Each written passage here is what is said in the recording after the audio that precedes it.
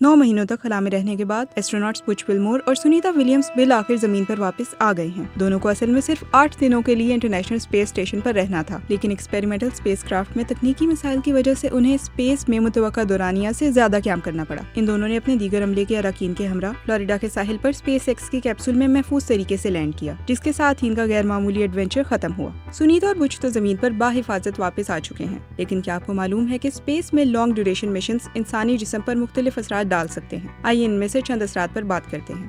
پٹھوں پر اثر۔ گریوٹی کے بغیر پٹھوں کو اتنی محنت نہیں کرنی پڑتی جتنی زمین پر کرنی پڑتی ہے۔ نتیجے کے طور پر ایسٹروناٹس طویل مشن کے دوران 30% تک اپنا مسل میس کھو سکتے ہیں۔ کمر، ٹانگوں اور گردن کے مسل سب سے زیادہ متاثر ہوتے ہیں۔ ہڈیوں کی کثافت میں کمی۔